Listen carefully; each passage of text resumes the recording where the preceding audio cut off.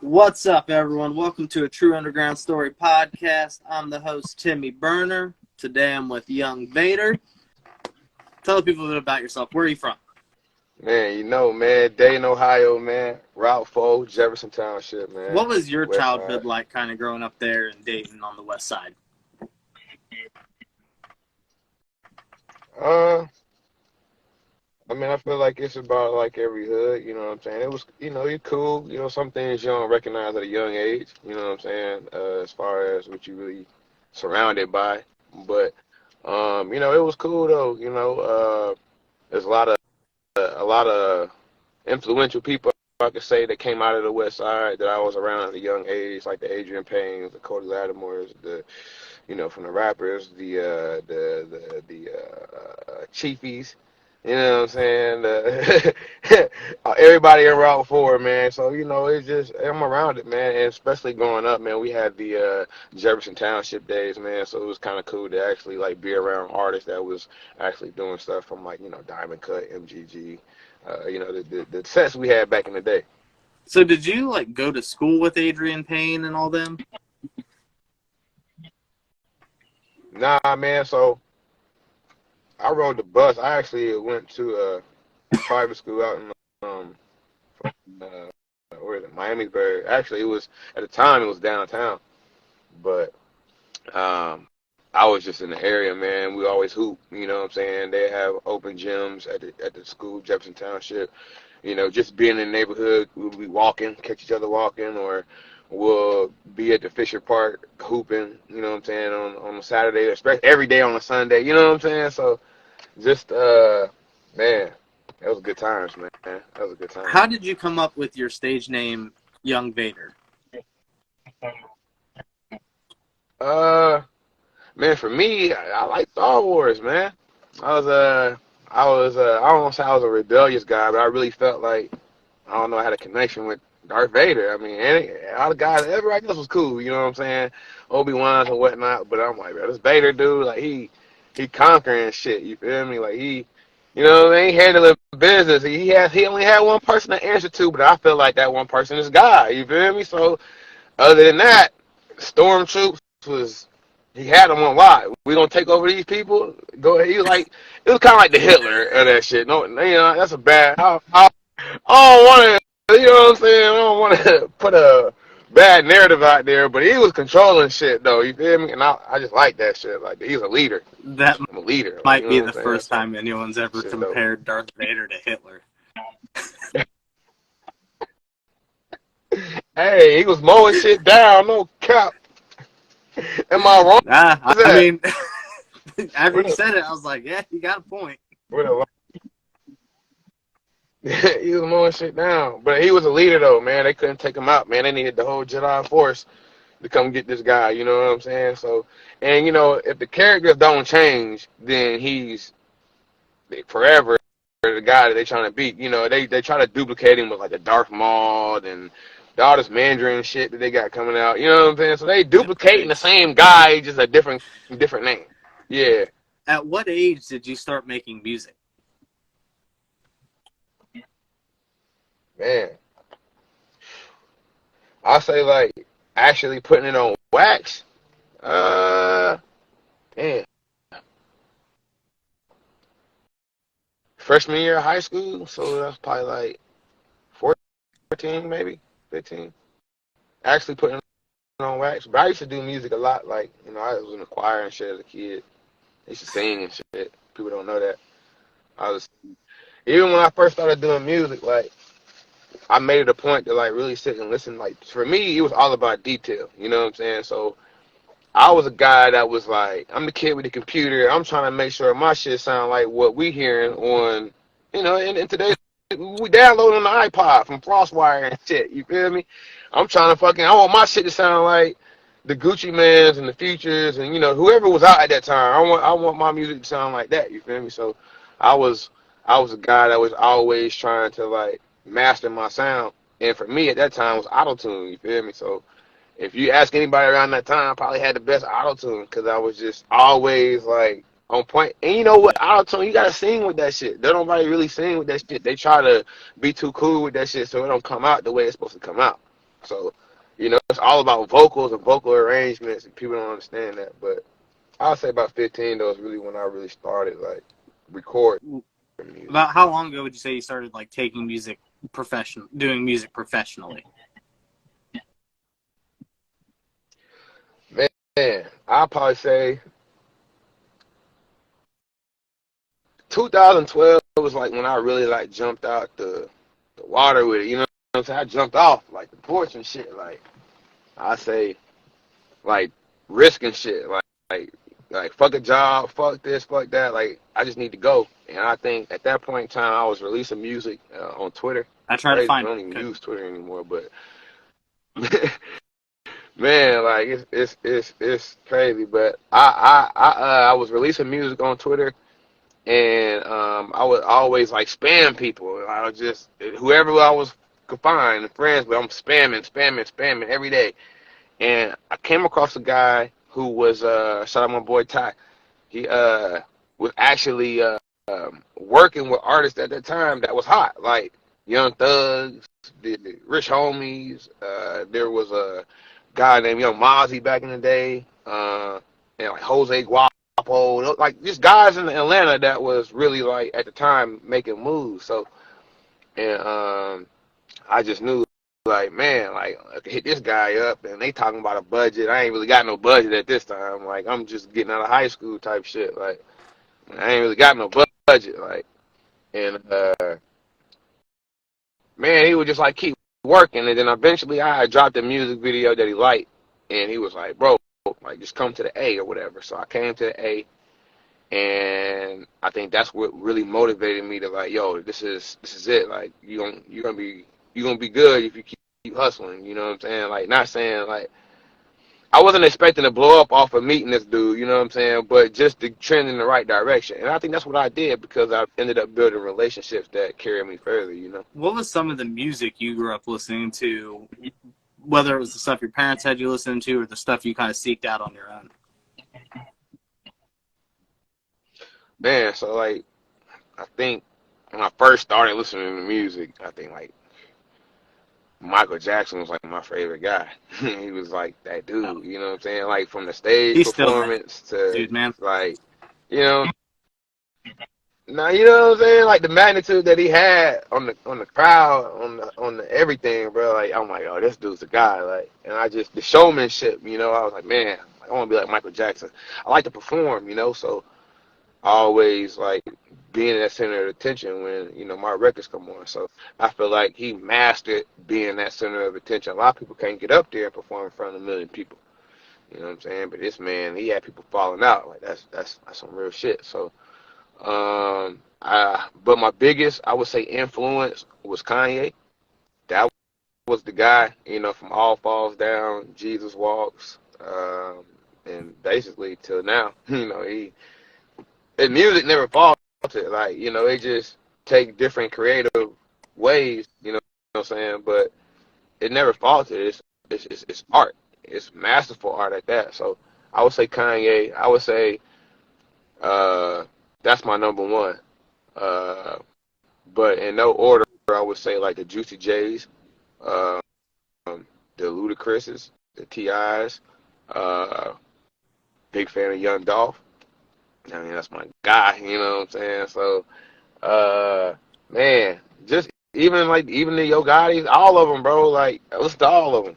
You know what I'm saying? It really just at that time, like, you really it was it, at the time that we grew up in, you could like Yeah, we didn't have Apple Music, but you could literally just download anything, and then crazy. we had the mixtape era, which was like hella.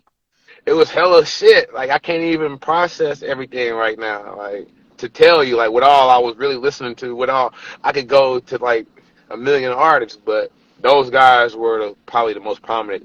Young Jeezy, that was the guy. That was my guy.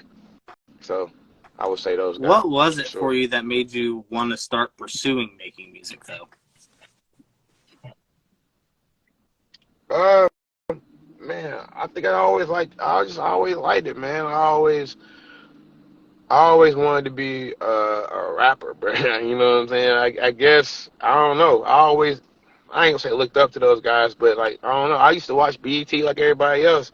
I always wanted to be on 106 Park. You know what I'm saying? I always wanted to be on Rap City, the basement. Like, that was just what I liked. Like, seeing those guys, you know what I'm saying? Dope clothes, dope jewelry, just living the life, you know, what it perceived to be, you know. And as I got older, I just kind of grew in love with making music, recording music. Um, you know what I'm saying? Just hearing myself on wax, you know what I'm saying? I always feel like the music you really want to hear is you can make it. Like, you know what I'm saying? Like, you don't got to wait on nobody else to make that shit. So it's like, for me, I found a lane, and actually, that was the hardest thing, was finding my lane, because I was kind of everywhere with it at first. You know what I'm saying? Like, I was kind of like singing, I'm rapping, I'm singing, I'm rapping. And it's just like, I don't know what I want to do. Everybody like, yo, man, yo, singing shit dope. Just sing. I got people to this day that tell you, like, bro, sing, bro. And I'm like, I don't want to do that. But they'll tell you, like, bro, I'm like, nah, he got it. Like, he got it. Like, on some see money shit. You know what I'm saying? Like, I could do this shit. But it's just like, I'm past that, I guess. I don't You really could got just no shock motivation for everybody that. and But drop a song where you're talking all this shit, and then just you randomly come in on the chorus singing it. man, you know, I actually got an R&B song with Young King, man. He just ain't dropped it. But we probably I'll wait until, you know, I get some. I got a couple other projects I gotta drop, King. I got a couple other projects I gotta drop, man, and then I'll get into that, man. But the music is definitely versatile, Oh though. I yeah. wouldn't want to be put in a category, if I could say that, What for do sure. your family and friends think of the music that you make? And at first, you know what I'm saying, like, I ain't gonna say like my parents hated it, you know. It's just like, man, be careful. Like, you know what I'm saying? Like, at first the music was cool, but then I started getting into this other shit, and it's like, oh, like, man, this is the type of music the police come get you for. And I'm just like, man, we good, like, we good. But you know, it's entertainment. It's entertainment, and that's how I broke it down to them at first. You know, it's entertainment, man. Yeah. You gotta be a character out here. And to this day, you have to be a character. You have to be a character, bro. So it's entertainment.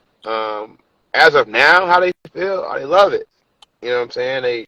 They see what I'm able to do with it, and actually not being as consistent as I want to be, and still doing what I'm doing. It's like they like, yo, like, how the fuck? And it's like, well, somebody's hearing it. It just ain't the masses. You know what I'm saying? Like, but they like it though. They like it though. You know what I'm saying? They waiting on me to drop like everybody else. So. If you could get a feature from any artist without having to pay for the feature, who would be that one artist that you're really wanting to work with down the line? Kanye. Kanye or Drake. It got it. You feel me? I mean, not even just because they on top, but it's just more so like, Yeah. man, the artistry, bro. You know, I feel like, and I love the way Drake reached down to the young talent and kind of adapted what they got going on. You feel me? And make it his own and put them out on the record and, you know, blah blah blah. I feel like Kanye do the same thing as well. He don't do it Yeah. as much, but he has done it, and we've seen. You know what I'm saying? So. 2 Chainz would be one. Like, that'd be hard. Like, for what I got going on. You know, dead or alive, I would say, man, Payroll Fresh, if he was there, that'd have been dope. I mean, there's a lot of artists, man. Like I said, I got different categories, man. I want a Posty feature, man. I get a This should do Posty numbers feature. too. There, I'm out of there. Oh With man. mine, future. I mean, that's it. You know, it's the wizard. You know what I'm saying? So. Them guys for sure off top. What would you say has been the hardest thing for you as an artist? Um,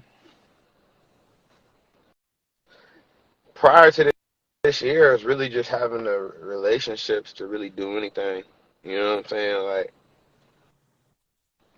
you can either get in this game and spend a lot of money, or you can get in this game and meet some people and really be a genuine person, and people fuck with you. You know what I'm saying? You either go, and some people don't have a personality to do that, so you end up spending a lot of money. And that's just as real as it get. You feel me? Like just like everything don't cost. You know, everything that I've done in the last 2 years, I ain't paid for nothing. Any person you see me around didn't pay to be around. You know what I'm saying? Like, but it came off of relationships. You build relationships with people, and fortunately for me, you know, those people had some shit going on for themselves. You know what I'm saying? And I was able to kind of like catapult off of it and kind of like do what I do. You know what I'm saying? Which is make my own connections. You know, people could lead you to the water, they can't force you to drink the shit. You feel me? So uh, that's been the biggest thing for me. You know, and as your life goes on, you know, budget is always here and there sometimes, depending on what you're trying to do. You know what I'm saying? Not everything free, but you know what I'm saying? But just actually, if you just get a relationship with most of this, the music industry is so Yeah. small. Somebody knows somebody in every field that you're trying to do. So I feel like there's a tax break somewhere, if you will. You know what I'm saying? But I would say relationships, that's the biggest thing, actually getting out. And I've always been a person to get out and travel, but I've always been the guy that I never wanted to be like that dick rider, if you will. Like, I never wanted to be that guy, like, let me get a picture, let me get a picture. I've been around so many people and never got the picture because I didn't want to be that guy. I didn't want to open up my mouth and, you know, tell you, like, yo, I'm a fan of you, bro, like, and then, like, or whatever the case may be, like, just geek the person up, you know what I'm saying? Like, you're not even geeking up, you being real. Like, you know, otherwise, well, you really wouldn't even want the picture with you. You know, I don't care if Cardi B's right here and I'm not a fan of Cardi B. Like, oh, that's Cardi B. Damn, that's crazy. But I'm not going to overly extend myself to go get that picture. Like, I'll be like, dope, that's dope, that's Cardi. Like, but, yo, if that's Kanye, fuck, I got to go get that. I got to go get it. So, that's the biggest thing, man. What would you Relationships say for has been sure. the most rewarding for you? Relationship. I was gonna say I feel Relationships. like it's gonna be the same answer. Relationships, man, because it's like you really get to see the other side. Like once you really get through that door, it's like right now I feel like I'm in that door. You know what I'm saying? Like I feel like I got a toe in that motherfucker. I'm trying to get my foot in that bitch, but I got a toe. You know, and so I feel like you know the more you can do, the longer you stay around. So for me, it's just like what else can I do besides rap that can help these guys out that I'm around. So that's like the main thing that I'm focusing on now. You know what I'm saying? Like, how else can I be? You know what I'm saying? Besides the candy man. You know what I'm saying? I gotta find something else, man. I'm running out of treats. So earlier you had mentioned 2 Chainz and then going out more. You recently got to go backstage with 2 Chainz, Charlemagne, and Duval. What was that experience like, and how did you get yourself into that room? Man, experience was crazy because um, I'm actually, like I say, relationships. I got cool with a DJ in Nashville, and named DJ Coop, man. It's a big salute, major salute to him. Dude's a hustler, dude, you know what I'm saying? He's about the business. And, man, really just an inspiration, you know what I'm saying? Slightly older, but just an inspiration for things I'm trying to do, you know what I'm saying? Like, outside of the music industry, just how he carry himself, how he, you know what I'm saying? He always in motion. He always got another business jumping. He always, like, it's always something. Like, dude, don't stop. If you ever tune into him, like, bro, don't stop. He don't stop for shit. So, he kind of like an Uncle Booth, you know what I'm saying? But like he out here in the world, like, and he just doing shit that you want to do, like traveling with Lil Duval, like that shit dope as fuck. So, long story short, to answer your question, he's the DJ for Lil Duval as well. You know what I'm saying? So, just being cool with him, and you know, him treating me like a bro, I'm there. As far as 2 Chainz is concerned, yo, I ain't even know that was gonna happen. Bro just bro just walked in. I'm like, well, what the hell? Like, man, that's crazy. It's 2 Chainz. Like, yo, like, I'm not trying to make it a big deal, you know what I'm saying? I'm rolling up. 2 Chainz come walking past me. I'm like, oh shit. He wanted to extend his hand, but I'm rolling up though. You know what I'm saying? So he ain't want to be rude, but I'm just like, bro, that's 2 Chainz, bro. So obviously, like, bro, like, my first time hearing 2 Chainz was Titty Boy. And Titty Boy was on Lil Flip's Game Over intro. It's on the intro.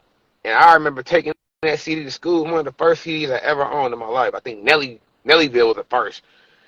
And fucking, I ended up getting that CD.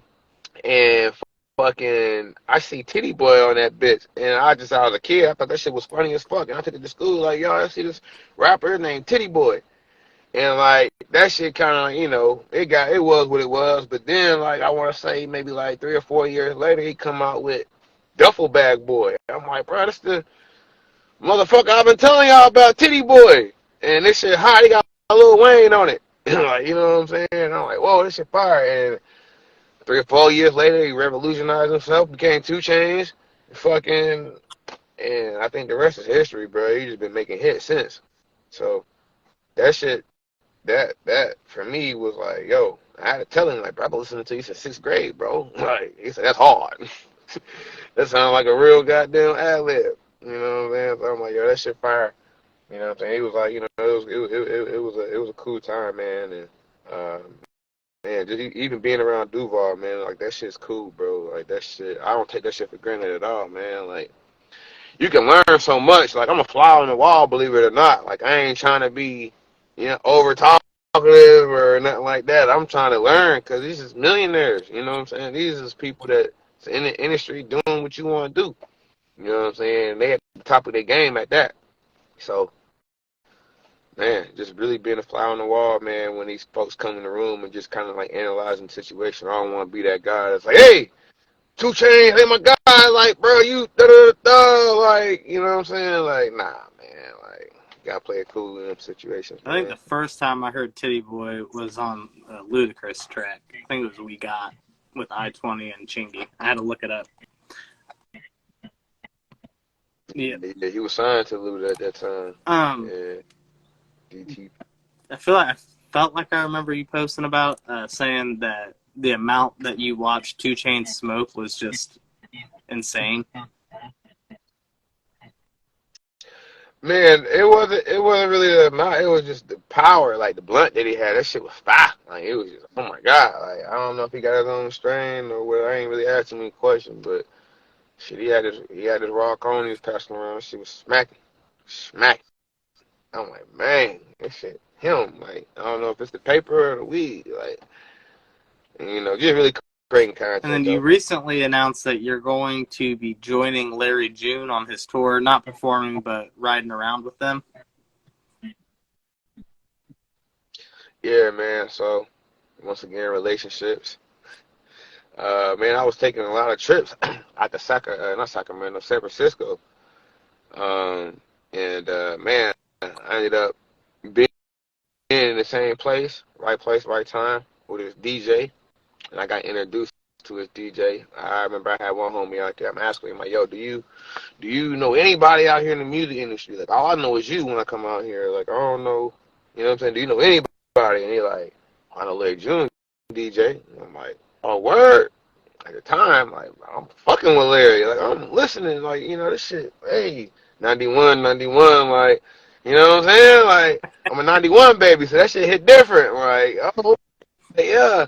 So, you know what I'm saying? Like, and I was like, and just like his albums and the consistency that he was having at the time, like, yo, this shit fire. Like, and I'm going out to Frisco and I'm hearing this shit, I'm seeing this shit that he talking about, and actually going down to these roads or whatever type of scenic view. Larry talk about some shit.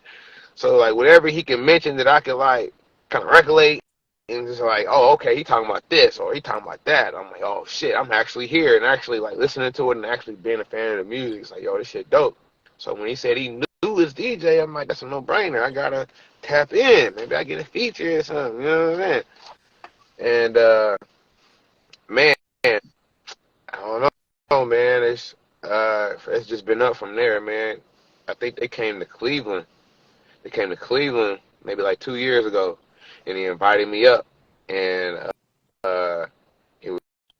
was like, yo, man, it was actually crazy because I needed a vaccine to get in that bitch. And obviously, I ain't got that shit. And I'm like, yo, do I need a vaccine to get in? So I think you do. So I'm just like, at this point, I'm in Cleveland. It's cold as fuck. I'm like, bro, like, there's no way I just drove 3 hours and I ain't getting in. I got backstage passes, bro. Like, no way. So, man, I sneak past the line. I actually like parked myself at the front. Believe it or not, I'm in the very front. Like, if I was on the passenger side, I could literally get out the passenger door and walk in the club type shit. Like, that's how close I am. And I just get out that bitch and go straight to wheel call. I bypass the whole line that they got. Like, it's like, bro, it's probably like 100 people in line type shit. And I just go straight in, like, not paying nobody. There's a guy checking for vaccination cards, and he going down the line. I made sure when he took his ass down the line, I hurried up. I go to wheel call. They talking about the tickets ain't ready. You got to wait outside, man. Fuck that. I waited around. I, I went around the corner. I went around the corner. There's like a little, I don't know, there's some type of little pillar or whatever. They couldn't really see me. And I just waited there for about 5-10 minutes, and that shit opened up, and I got my ticket. And next thing you know, like, I ran into some other motherfuckers who wasn't trying to let me in backstage. Oh, so yeah, so I got to the backstage and basically had to call the DJ to come get me. Long story short. And at that point, that's when I got to meet Larry, and he was just like, any friend of Dame's a DJ. Any friend of Dame's a friend of mine. You know what I'm saying? So from that point on, it was just like, oh, okay, well, shit, bro. Bro's like, hey, well, Larry fuck with you, shit, you good? Like, I'm just like, damn, all right, bet. And yeah, man, every time they come around this way, they're like, yo, we in the city. So I think I got Louisville, Cincinnati, Cleveland. Ooh. I want to say Detroit and Chicago with them. So that'd be dope, man. That'd be dope. I think Alchemist will be on the tour, The so that'd person be to introduce yourself to. pretty dope. You know what I'm saying? So just trying to get them connections, man. Just trying to, you know what I'm saying? Just trying to work my moves, man. But definitely, it's a good experience, man. Hopefully, I can open up next tour. Never know. Because he only Oh, has one opener. It's shit. like his brother. It's the only person that ever opens up for him. Both tours that I've been to. So. Huh. So I don't remember the year. I didn't write it down. But you also got to meet DC Young Fly last year. How Yeah, that was did that last end up year. Yeah. coming about? Man, actually the same exact way too. That kind of different though. So Duval was on tour with these guys as well. So he has like Yeah. funny bones that he does, and then there might be like an actual tour that goes on. Like he's on tour with Funny Bone, but he also is on tour with fucking whoever a promoter might get like 7 comics together and put them all on one bill, like a big tour, like a, you know what I'm saying, like a rap tour or whatever, if you will. So and so at that point, I think the whole 85 South show was there. I think I've been on 2 different tours with these guys, so it changed. The comedians changes, but Ricky Smiley, I got a picture with him. I don't know if I posted that yet, but man, I say Michael Blackson, just hilarious. D. Ray Davis, uh, uh, fuck. There's another guy from Wild 'N Out. Okay. I can't think of his name. Darren Brand. Darren Brand. Yep. So there's all kind of, man, talent out here on these stages, man. But man, the way Duval and Coop, man, the way that they do they set, man, it's crazy. And that's another thing. Coop's so good at what he does, they wanted him to do the whole tour. So even when the next tour Duval wasn't on there, it was still like DC Young Fly and some of these other guys on there. So it was like I'm there. I think that one. I think that one was in St. Louis that I met him at. That I actually took the. It wasn't my first time meeting him. My first time meeting him, believe it or not, was in Cincinnati.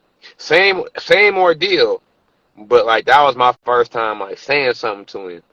And at that point, he probably had seen me maybe like 4 or 5 times already. I told you every time I see somebody, I don't take the picture. So I probably didn't take that picture with D. I probably saw that man 8 times before I took that picture. And if you notice, I still don't have a picture with Lil Duval. And That's I'm real. around that man. So, like, you know what I'm saying? The man been in my car. I still don't got a picture with that man. You know, you get what I'm saying? So I mean, it's crazy. But I recently just started, like, opening up, man. And just, like, man, fuck it. Like, you're around these people, man. Why not use it to your advantage? Like, and we live in today's age where it's like, I can say I'm with these people, but until you see the picture, it ain't happen. So, I gotta, you know, lower my pride, man. You know what I'm saying? They say pride is a form of weakness, so I just gotta say, fuck it, man. Let me get the picture. You know Yeah. what I'm saying? Fuck, they celebrities anyway. Shit, you get the shit all the time. And then, you know, if I ever get to that status, people gonna ask me, so I can't feel bad, you know, about myself asking somebody else. So, like I said, and I'm around these people. It ain't like I like really be around these people. Like, you know, like I say, like Michael Blacks and all these guys. I just seen them, bro, 10, 15 times, bro, and I don't have a picture with none of the other 85 South shows. You know, then gave them candy and all that, but I ain't got no picture. If an artist wanted to reach out about getting a feature, what is the going rate to get a feature? Man, so going right for me, man, I work with budgets, man. I would say off top, really, I'm low right now. You know what I'm saying? At least till my project come out, man, 500. You know what I'm saying? But you know, I work with budgets, especially if the song is fire. You know, right now I'm working on just creating. I want to be on more projects, so charging really ain't the biggest thing for me. But I will work with you. 500 is really what I want. Like if you out of state, I don't know you. 500, and that's really to my project come out too. You know what I'm saying? My project come out. I got a couple things in line with that I feel like could catapult me just a little bit higher than what I am now.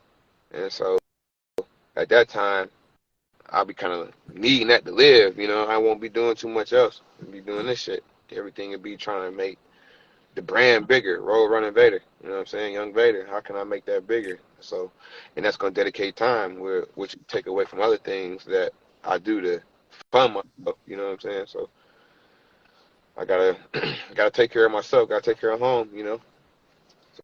So I feel like people. I'd be so weary with the charging thing because people be feeling like you too good when you charge, and I'm just like, bro, it's like not even the case. But it's like you literally want me to go record a song for you. I go to Ash, you know what I'm saying? Like that's my guy, and you know that $60 an hour add up. It add up, and if it ain't my song, then it's like, why the hell am I paying for this? Like, you know, at least pay for the session. You know, if you ain't got no money, at least pay for the session. That would be the You know, do something. You know what I'm saying? I ain't trying to come out. Yeah, I'm not trying to come out of pocket you're for your right. record. You know what I'm saying? Respectfully, respectfully. You know what I'm saying? But like I say, right now, charging ain't the biggest thing I'm trying to create. So when it is that time, I'm on as much shit as possible. And I got your fan base, you got my fan base, however the case may be. You know, and we go from there. But like once I get to moving after this project, you know, there's gonna be some bigger things I'm trying to do, man. And music is gonna be that source of income. So it is what it is. Take it or leave it, you know. So I got a game I play here called This or That. I present two artists to you. You tell me which one you want to bump first. And you can pick any version of the artist. It doesn't have to be their current catalog. It can be from any time period of their music.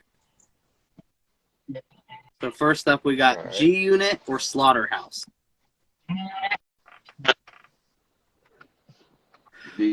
Kevin Gates or Joyner Lucas?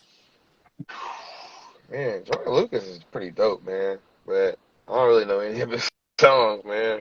So I probably got to go Kevin Gates. XXX Tentacion or Juice World?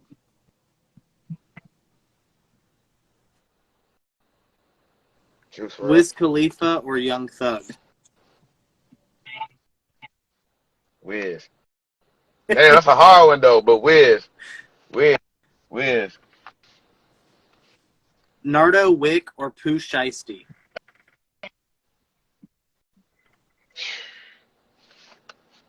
Oh shit. Precisely. Eminem or The Game? Damn.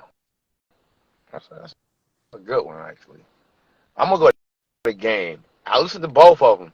I was an M fan at one time. I respect the art. No, I respect the art. People be saying some other shit about Eminem, but that boy fire, man. But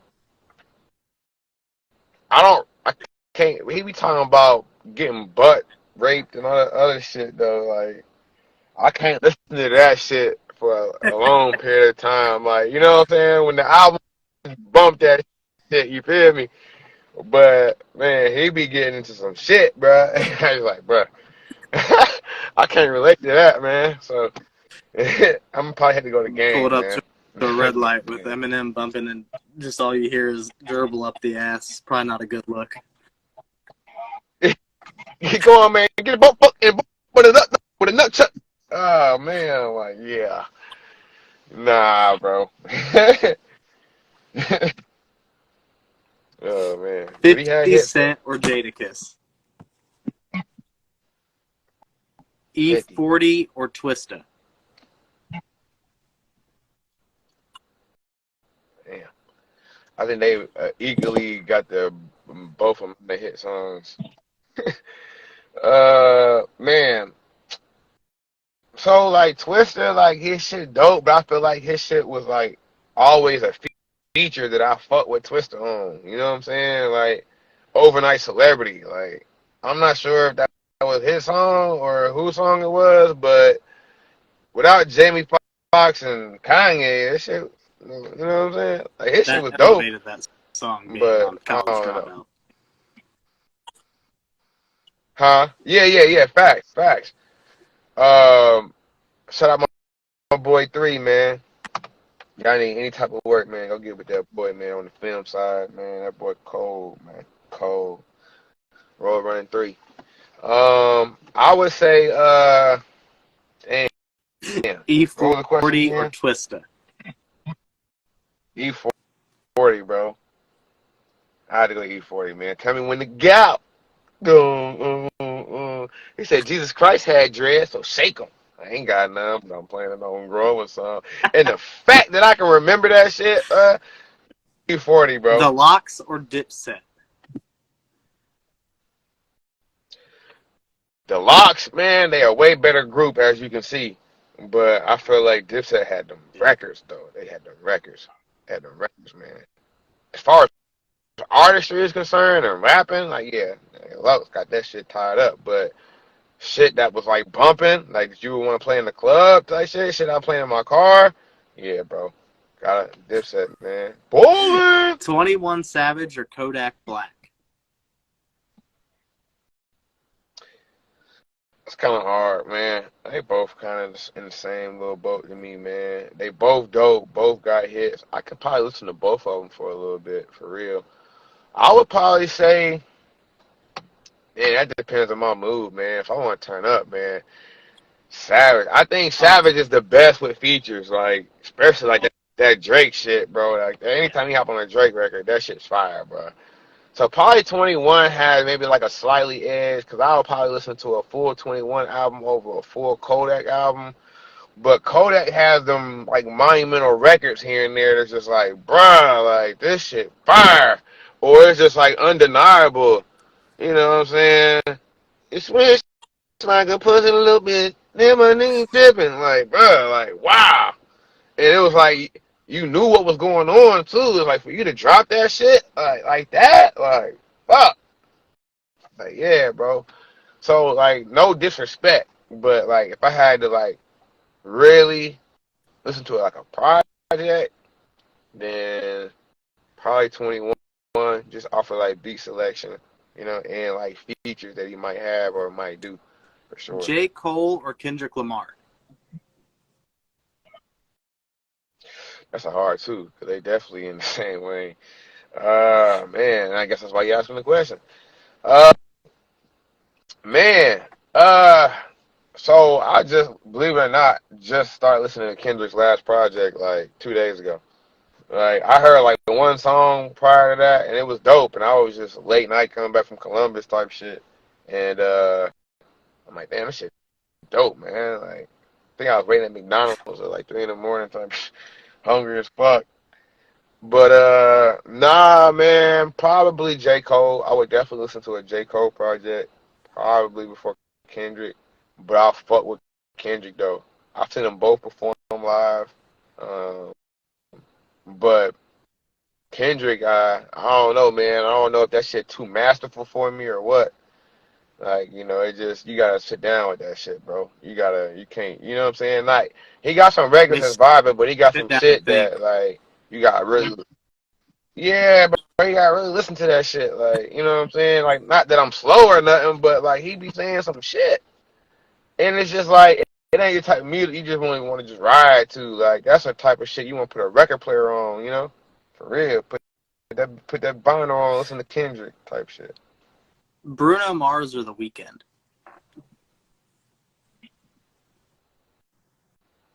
Bruno. Erica Badu or Lauryn Hill? My mind telling me Lauren, but my heart saying Erica. That's a hard one. That's a That's tie. fine. That's a first tie.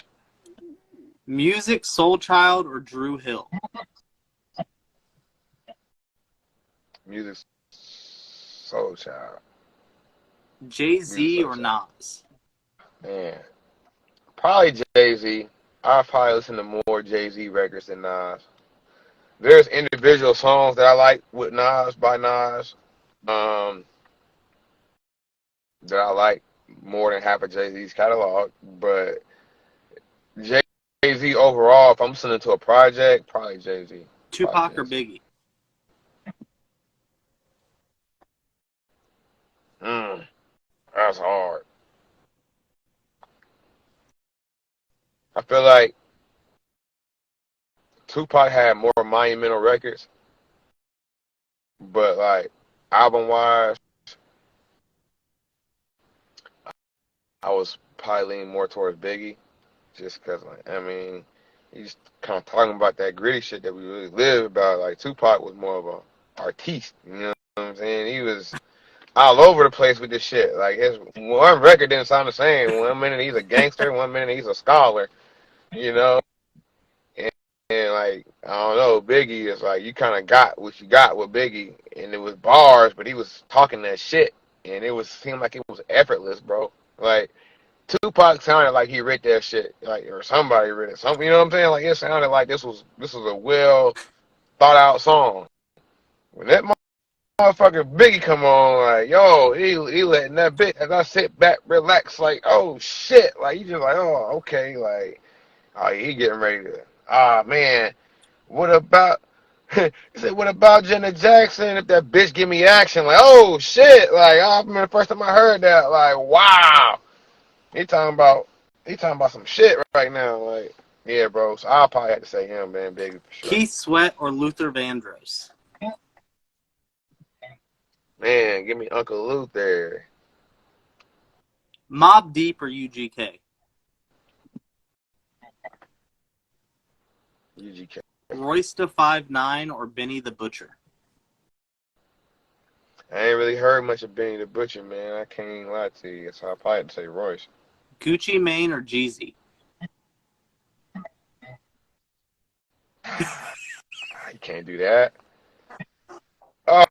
Oh, you can't do that, man. Album Oh, wise, I'm going yeah. Jeezy. Mixtapes Gucci. Facts. I mean, TM 102 was like one of the monumental ones for me. Like I remember damn near everything about that time frame. You know what I'm saying? And it was like something that I consistently played in my CD player. So definitely Jeezy on the album side for sure. But I mean, Gucci Mane is Gucci Mane, bro. Like had a million songs from him too. With You know. Jeezy, like my favorite song by him, it might be corny as fuck, but "Put On" with him and Kanye, that shit still gets spins, man. But that was a fucking record, bro. That was a record. I put on. Like, come on, man. And for Kanye, being a Kanye fan, like, bro, hearing him with Jeezy and hearing him do that, like, yo, like, what the fuck? Like, this shit fire. Like, at the time, that was like a monumental record, man. I have a few different favorite records from Jeezy. I would say, like, Get Your Mind Right, definitely one of them. Uh, I think is it Go Crazy with Jay-Z on the remix? That was like the theme song for The Wire. I think that was fire. Uh, he had a record called You Know What It Is on TM 102. That was the shit. Actually, that It's a whole Go album was Crazy the shit. remix. So it's kind of hard for me to go crazy. Yeah, yeah. So that was the one for me. Like Go Crazy. But I mean, even Trapper Die. He had a record called Jeezy the Yeah. Snowman. That was my favorite. Jeezy the Snowman. It's wintertime. You know what I'm saying? Like that shit was hard, bro. I can't remember the whole shit, but that shit was fire. Like that, and it was like I remember it being like the shortest record, and I'm like, bro, this is pissing me off that this shit's this hard, and it's like 50 seconds, bro. Get the fuck out of here, bro. Like, yeah, bro. So, but definitely, I would have to say Jeezy. It's hurting me to say that because I fuck with Gucci. It's hurting me to say T.I. that. or But Ludacris? that's even worse. Oh no. Because I'm gonna tell you, Ludacris. But I bought both albums. Like they was equally as those guys to me. Album wise, I'm taking Ludacris, taking Luda. But I love Ti versus Tip. I love Trap music's trap still one of my music. favorite. You know what I'm saying? Urban Legend's also Urban good. Legend. You know what I'm saying? But I feel like after those, it's kind of like King had fire. You know, he had like two fire ass singles under that I really like What You Know About That. And I think Why You Wanna Go and Do That, Love, huh? Like that. Those two records were like phenomenal to me. Uh, and then Paper Trail, you can have whatever you like, and like those records was fire to me. But when we talk about move, bitch, get out the way, like, bruh, what? Blow it out your ass, number one spot, get back. You know what I'm saying?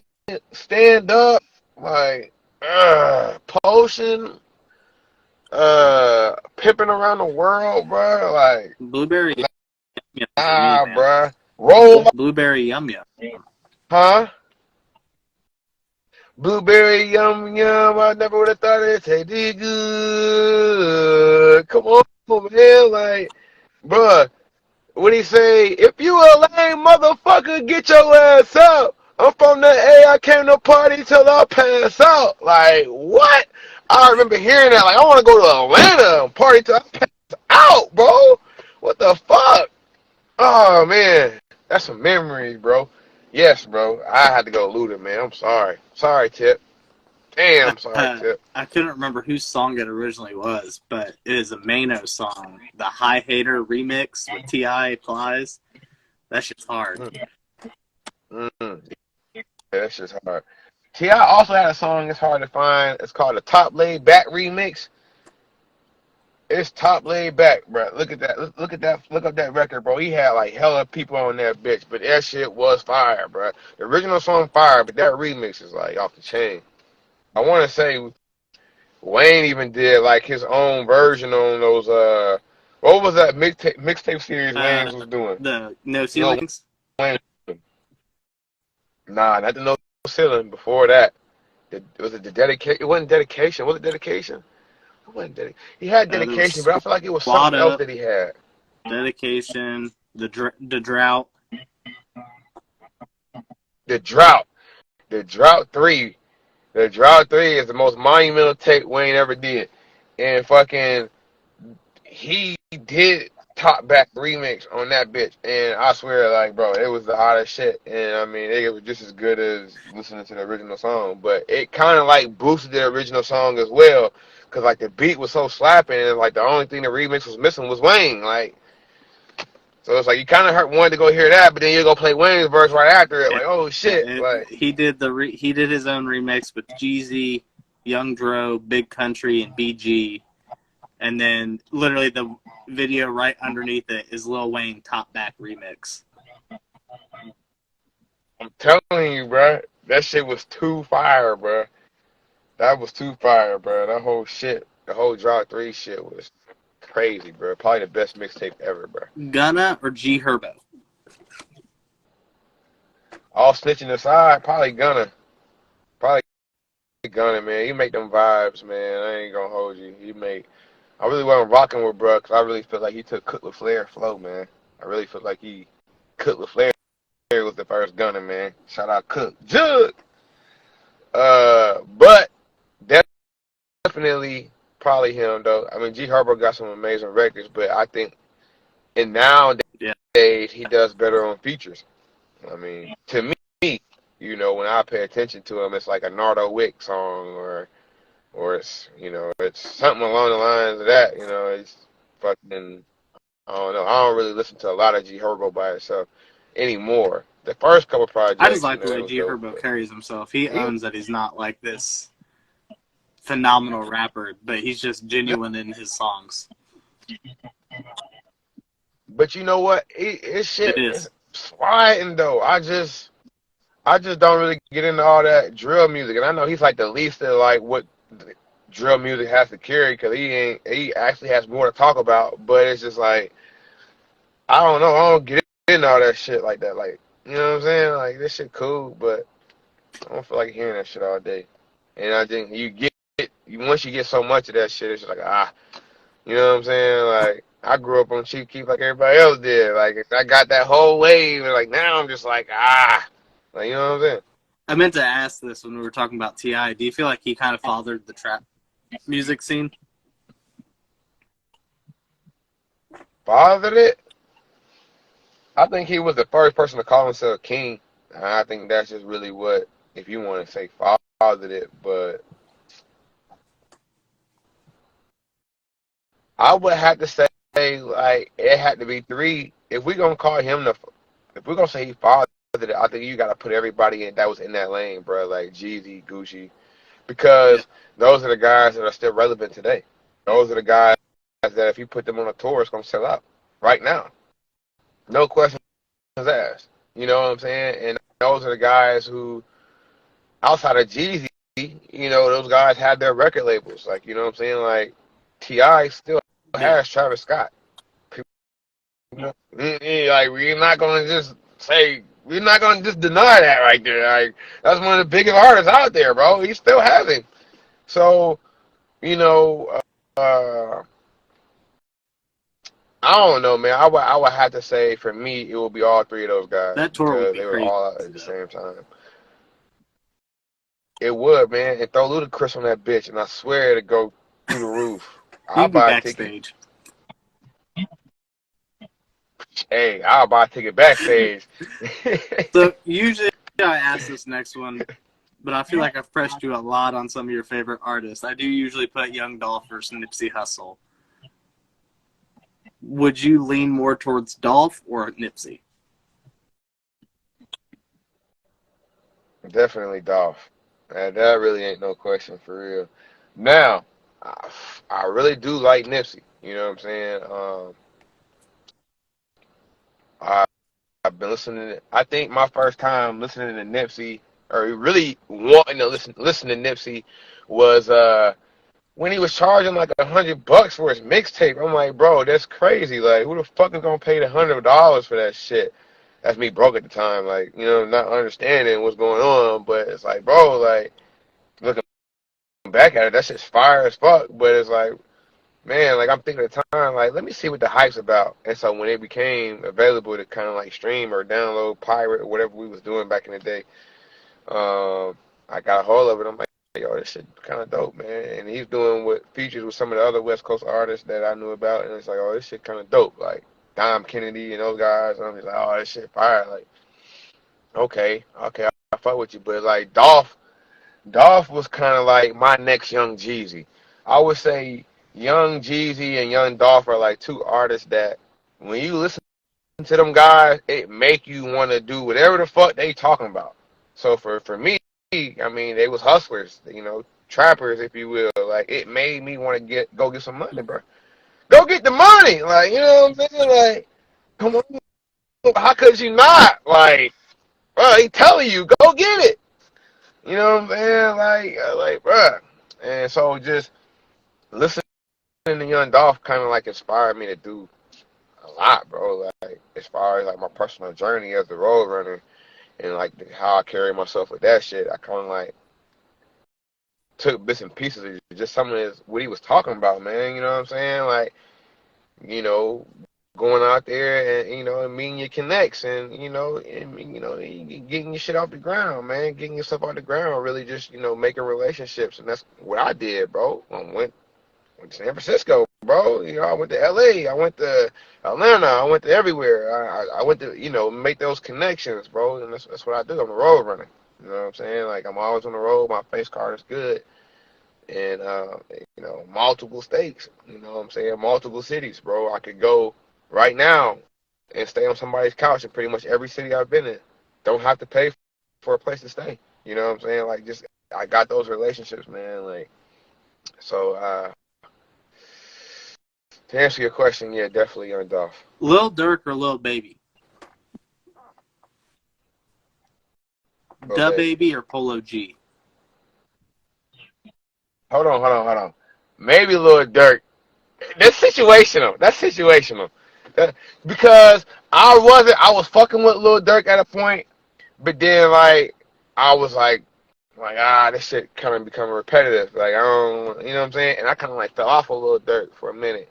But that I don't know if it was his last project or the project prior to that, but that shit was relatable. I fought with that over anything Lil Baby's dropped in the last year, I would say. Lil Baby got some shit, but it's for the young guys, man. Like the young guys, I feel like Da Baby or Polo G? man, that's hard. I was fucking with Polo G I too. still with Polo G. Uh, Probably. Nah, yeah, I do too, man. He one of those guys where it's just like it. I don't know. Maybe he don't get I think marketed so. the same.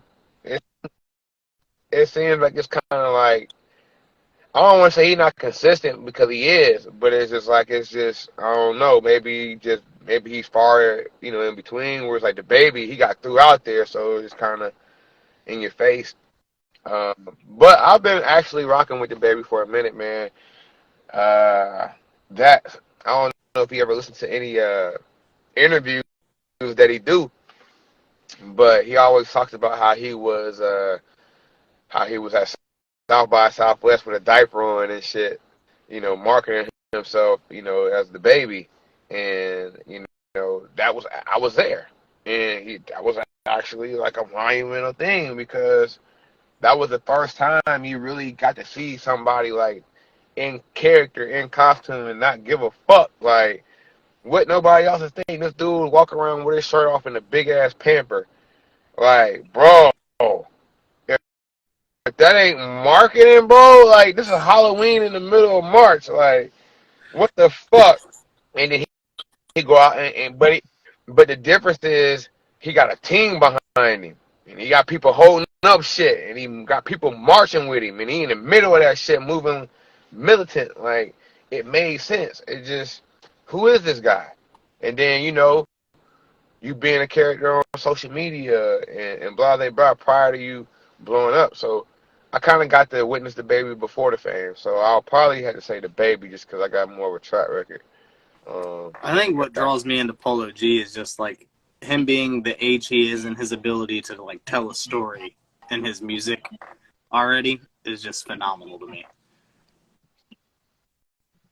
Yeah, facts. I would say maybe overall, musical wise, Polo G definitely has an edge. I mean, even going back to like his first couple songs, like they were just fire. I like Martin and Gina, like like that shit's fire. I know that's a little bit older, but yo, that shit's fire. Like if it come on today, I'm like, oh, that shit fire. Like okay, you know what I'm saying? But I don't know. I'm one of those guys where I tap into artists when I travel so much, like my vibe changes. So I normally listen to artists like when I'm in their city. So like when I'm in Chicago, that's probably the best time for me to listen to Lil Durk, Polo G, um, Kanye, the most. Like you know what I'm saying. And you know when I'm in Frisco, I'm listening to E40, Larry June. You know what I'm saying. Too Short type shit. I'm in LA, Nipsey, Draco the Ruler. Um, it's a dude named Kalen for real, from out there. Um, you know what I'm saying? Texas, Mo 3. Um, you know, I take it back to Boss Hog Outlaws or something.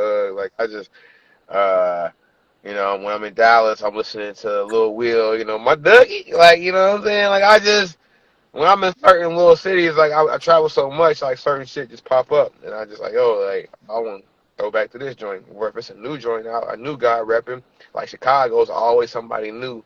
So I listen to maybe whatever's current, you know, create me a real, you know, behind it. That was the whole thing. That was the whole thing for me in road running anyway. Was that I started out like road running, and before like it got to like what it was, like I started out just trying to find myself, and the first thing I could think of was like, what do I like? And it was like sports, and I'm always traveling. So what could I do to like kind of like set me apart from everybody that's road running? And I thought about, well, what if I smoked a blunt in front of like every major stadium. You know what I'm saying? And like, or every major, you know what I'm saying? And I like put like a song behind it or something from that artist that's from there or whatever. I think that'd be dope, you know? Or my own music at the time. But I didn't have, like when I first started, I didn't have as much road running music. Like now I make a song everywhere I go, you know what I'm saying? Or I would fucking before I actually started being in these places, I would actually manifest it, believe it or not. Like I would look at the fucking map, right? I go to my iPhones, look at the maps, and I just take a city that I wanted to go to, and I just make a record, like just looking at the fucking map. I just find a way to make this city rhyme with this neighboring city or whatever. And I just make a scenario, and I would like make that, and but then it like actually started happening, bro. Like the shit that I was doing, like it just started happening. The shit that I was saying started happening. Like whether like I was talking about losses before I took them, type shit. Like that's crazy, bro. Like then it happened. Like oh shit, what the fuck? Like then I go back like bro, I said this shit. This shit crazy. So that's when I even realized the power of the tongue is real, bro. You know what I'm saying? Like holy shit. But definitely, uh, man, that's what really got me into like listening to other people's music. Like when I got there at road running, like you know what I'm saying? Like how could I incorporate somebody? You know, how could I incorporate the fans? And you know, nobody knows your music, so you pick like a reel today. Like if you're in a reel, you know, you might play, you know, whoever's music that's hot at the time where you're at. You know, you go to Memphis, you might play Young Dolph or whoever. You never know. Lil Flip or Chameleonaire? Flip, definitely flip. Or Who they want? Coil Ray or Bia? Coil Ray. She hard. ESTG or 42 Dub? I can't even do the whistle. Oh man, I like 42 Doug character, man, but ESTG is just hard, man. He hard. Probably ESTG. Baby Keem or Jid? Baby King, bro. Baby King is hard. I think Baby King is what like made me want to fuck with Kendrick Lamar again for real. Like that shit. Hearing them two together, like man, that's too fire. I definitely Last Baby one of King. these I got for you is Big Sean or Joey Badass. Big Sean, no doubt. Man, I think Big Sean deserves as much credit as like the Drakes. And like I don't know. The way I look at like Big Sean and Drake is like LeBron and Carmelo. Like how Carmelo just somehow like I don't even want to say he declined, but it's like bro, like he just slowly but surely like started disappearing, and I feel like that's exactly what Big Sean like. You were that same caliber of artist, like that. Finally Famous Volume Oh, 3. That's a monumental mixtape, bro. That's top 10 mixtape, bro. Top 10 ever. I feel like as far as this generation goes, like bro, like Finally Famous 3, boy, like that. I don't know, man. Like, yeah. and he even had Drake on that bitch. Well, You know what I'm saying? Like, it was the one, bro. Like in my era, like there's mixtapes that I could really think of that were like really him, like outside of like Gucci and the Futures and things like that. But like him, Rick Ross, that fucking, um, what's what's that fucking he had a mixtape. He had Diddy on that bitch. Don't let the devil in. You knocking at the door. Don't let the devil in. What was the name of that joint? Uh, Rich Forever, I think it yep. was. It's called Rich Forever. Trying to think of it. That those tapes like that and Dedication or the Drought 3, like those are monumental mixtapes. Like I feel like you can stack those mixtapes up against pretty much anything, bro. Currently, right now, like, and people rock with that shit for sure. But definitely, I'm glad that Big you Sean. brought up basketball in that because when I was going through your Facebook in 2019, you said D'Angelo Russell is better than Steph Curry. Not up for debate. Steph Curry can't carry a team like Russell did the Nets. Man, oh man, I ain't put that Yes, shit, in the girl. comments you elaborated. Oh shit, what? Wow. Well, that's why I don't have Twitter.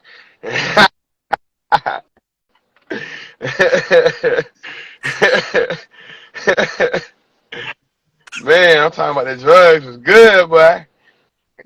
Holy shoot, I don't even remember that. That's some good digging. I got to delete that shit. How do you think we're Oh gonna man, fare? How do you think the Cavs are gonna fare tomorrow? man, I feel like the Cavs have a good shot, man. I feel like they have a good shot. I don't know if they're deep enough to beat Boston. You know what I'm saying? I think that's ultimately who they'll probably end up facing. I think if they play like the Cavaliers, I mean, not Cavs, like obviously they're playing the Nets now, but if they were to play like a top tier team like Philly or Milwaukee, I feel like they might have a chance because of their depth.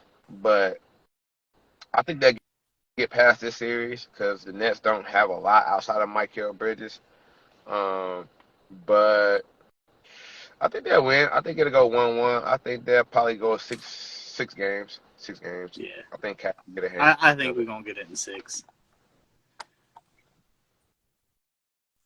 It's the team after is what I'm worried about. It's the team after because I mean, there's really no weak team in the playoffs now. You know, I would say like the Nets would be the closest thing to me as far Yeah, as from the Eastern Conference. Uh, I mean, the play-in in the Western Conference was loaded. I mean, you got the Timberwolves and fucking um, uh, Cleveland, not Cleveland, L.A. You know what I'm saying? And it's just like those guys aren't weak. You know, I think the Lakers gonna win it all. I hope so. I hope for LeBron's legacy anyway. Yeah, man. Hey, as long as they stay healthy, man, they win it, man. I don't really see anybody. I think they could sweep Memphis, man. They won't for TV Yeah, purposes, but I feel like they can. I feel like they can.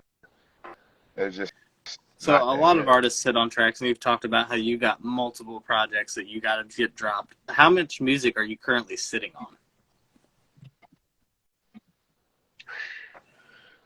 Probably like Easy. 5 or 6 projects worth. But but I would say 3 of them are actually like ready. Like 2.5. I'm working on the third one that's actually putting songs together. But I got so much unreleased music that I just never dropped that could be on an album of its own. And I've got a lot of melodic music as well that a lot of my people will tell you, like, yo, you can drop this shit. Fuck. And you know what the crazy part is? I actually have melodic music playing in the club that nobody knows. And it's not even my fault. Like, I don't even fucking want the music. Not saying I don't want it to be played, but I'm not asking anybody to play that shit. But the DJs play it because they like it. And I'm just, bro, you know, this song ain't never came out, right? You need to put it out. I'm like, damn, that's crazy. Like, people actually know a That song that's not that's out. Isn't fucking that crazy. wild? Like, they know it. Like, the motherfucker, like, video chat, like, bro, they like this song. Like, bruh, like, I'm not even in that space Be right now. fine. I hear you. It'll You come out know? one day. Man, that's what he's saying, bro. That's what he's saying. But as far as projects, man, I definitely have two, man. I got one produced by my boy Tuger right here in the city, Dayton, Ohio made. You know what I'm saying? Shout out to my boy Tuger, one of the hardest guys out here in the producing field within the 60 miles that I'm concerned. You know what I'm saying? For sure, for sure. You know what I'm saying? Probably the state, man. He just need some more artists to keep him motivated, man. You know what I'm saying? My boy Dre Manuel on here, man. He's another great producer as well in the city. It's really ain't that many that's really good. I mean, that I can like vouch for that can like like really make a hit. You know what I'm saying? Right there on top. It's a couple producers. Ooze Too Nasty. You know what I'm saying? He's a great producer, rapper, artist. You know, I can't even put him in the box because he do it all. So, uh, but yeah, man. I got another project that I got my boy Extra Sun Paper. He's from Russia, man. I got a boy from Russia, and he and he sends me beats, man. It's crazy, like different time zones, everything, bro. But he make this shit happen, bro.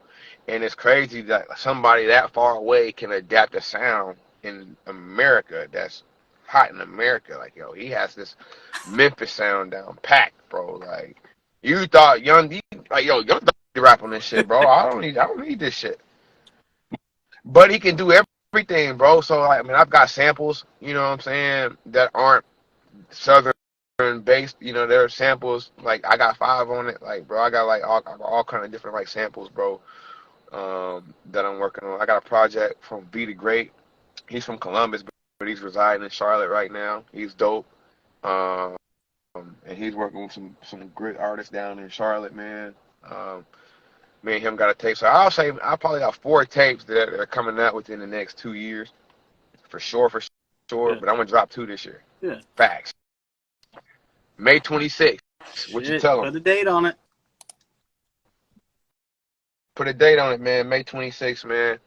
And then I'm gonna drop another one in the fall for sure. But May 26th, man. That's what we headed Earlier, for. you had mentioned that the first time you ever really like not met the baby, but saw like the baby and saw us come up was at South by Hmm. Southwest. And I noticed that you go to South by Southwest a lot. Do you try and go every year? Uh, at one point I did. I haven't been in a few years. Obviously, we had COVID as well, and they just now kind of like getting back into the swing of things. But I've probably been to like 3 or 4 of them. I've performed. I think the last one I went to, I didn't perform, but it was about connecting and making relationships. And I think South by Southwest is a dope idea. It's a dope platform if you can create a buzz for yourself.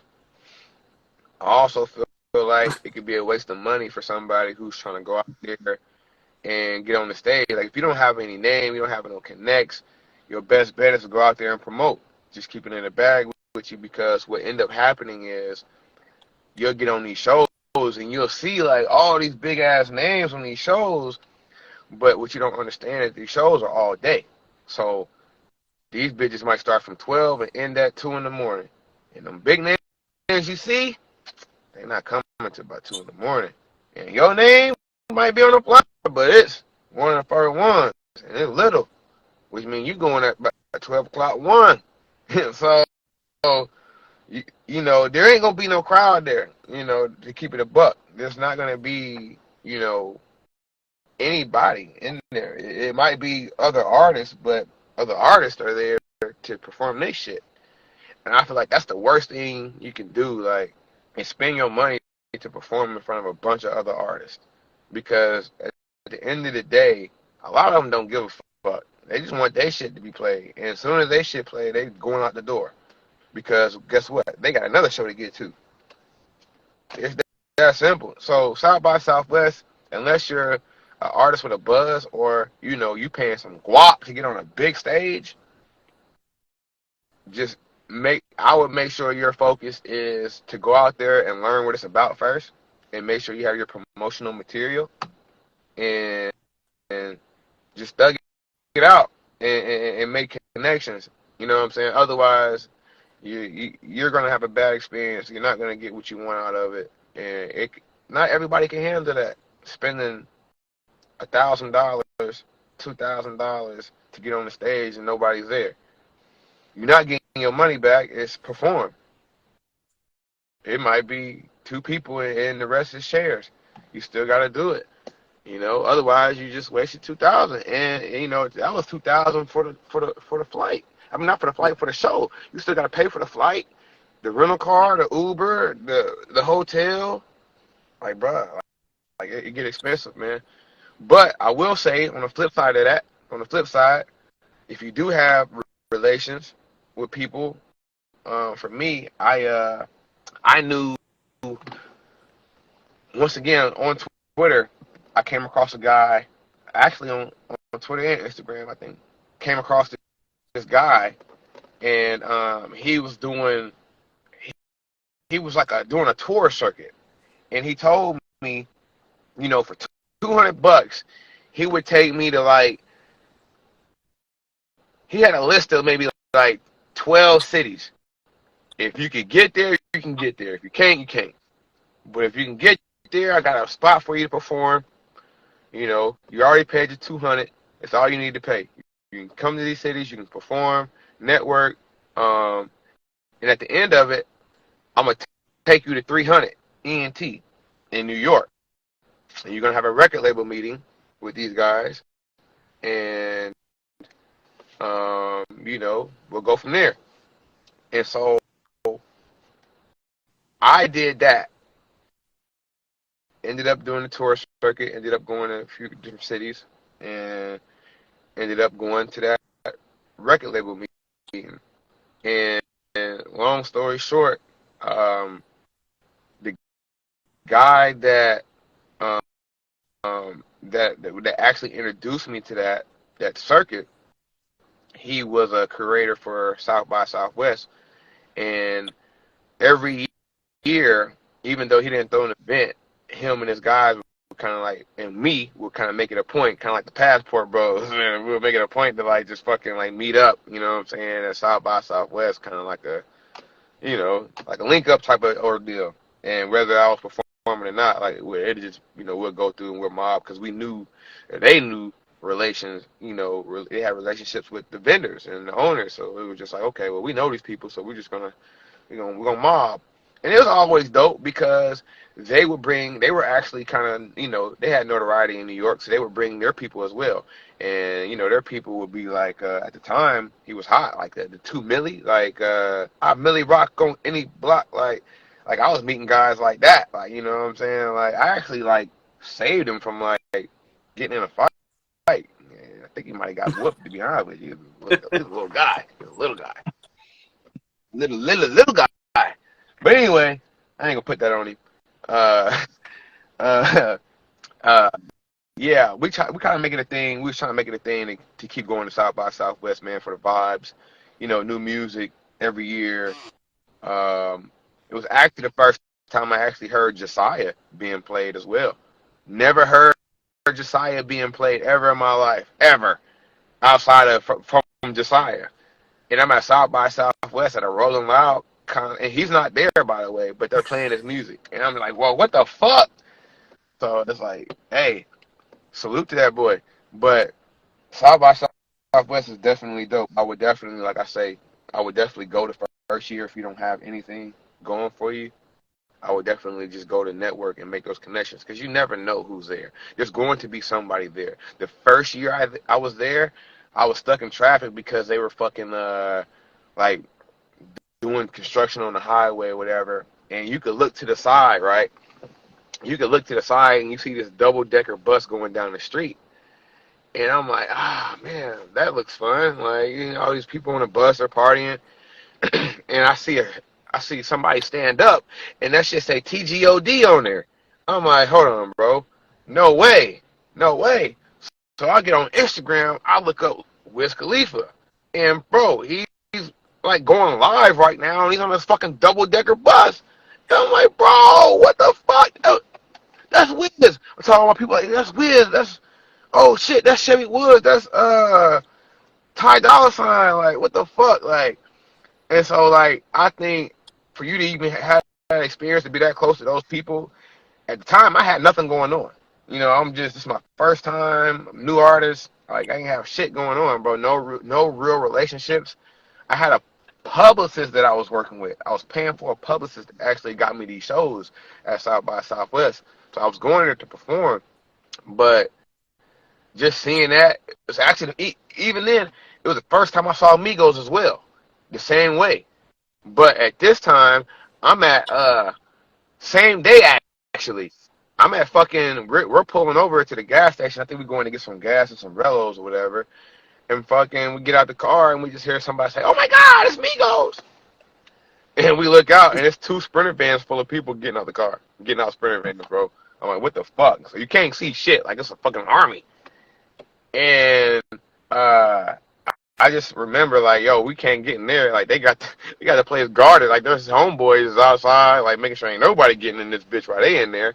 So we're gonna go to the next gas station, which was literally across the, I don't know, not even across the lot. Like it was literally neighboring it, like your neighbor's house. Like it was literally like neighboring it. So we just walked across the way to that gas station, and I had some, you know, I'm getting some chips or drink or whatever, and I shit you not, like all 100 of those motherfuckers come over to that gas station, and they're like, "Yo, we need backwoods. Like, we need all the backwoods we can get. Like, you know what I'm saying? Y'all must not know who we are, type shit. Like, you know what I'm saying? Like, but it really wasn't like any of the Migos talking. It was like other artists like Johnny Cinco and shit like that. I don't know if you know who that is, but it's like other artists that were like in the camp at the time, and they were like doing all the talking and shit. I'm like, this shit's crazy. And I just remember like being like shoulder to shoulder with Quavo and asking like, "Hey, bro, like, man, can I get a picture?" And he was like, "Nah, man, I'm just chilling right now, man." I'm just like, I ain't like make. I just, okay, but in my mind, I'm like, like that's why I'm asking pictures, like, and from that time on, like, I just stopped asking for pictures, like, bro, I'm like, man, fuck this shit, like, I don't ever want to get denied again, like, that's weak. Like I felt like, you know, like a dick rider. Like I'm trying to ask this man for a picture. You're like, nah, man. Like, damn, that's fucked up. And they wasn't that big at the time. Like, you know, they was definitely had that shit with Drake, Versace, but I don't think like no label two was out at the time. Like I don't think they had like Handsome and Wealthy or anything like that. I think they was just Hannah Montana and chopping out the bando and shit like that. Like so, but like I say, as far as South by, man, like I could tell you stories about South by for days, man. One more, man, my boy. The last time I went, relationships, man. I'm there by myself. I don't have anybody. I'm not there performing, but like I said, I'm there to make, you know, I'm there. You know what I'm saying? My boys, I told you, like we try to make it a thing to meet up or whatever. And so I met up with one of them, and I just kind of kicked it, you know, by myself, you know, throughout the event. But I knew in in 2013, I had an artist come up here, to Dayton. I had a road manager from Atlanta. I remember. I don't know if you remember earlier on in the interview, I was telling you about the guy on Twitter that I was Yeah. spamming, and he ended up fucking with me and blah blah blah. And he was working with those artists. So crazy. So long, long story short, I went down to Atlanta, and I actually just got fired from my job and for being late because it was like a snowstorm or whatever. I was working at FedEx, and they got like a 3-strike penalty. And even though it was like 7 inches on the ground, like they were like, "Yo, you should have left earlier," type shit. And I'm just like, bro, I got to pick somebody else from work. I got to pick somebody else up. Like this shit crazy. Like, and they was just like, "Fuck it." So I was there for like 2 years, bro, and they let me go off of it being late, bro. Like, are you crazy? Like, so long story short, we go down to Atlanta, and we meet a couple of guys or whatever, and the guy that I was spamming, his wife at the time, her brother was a producer named TM88. You know who him, but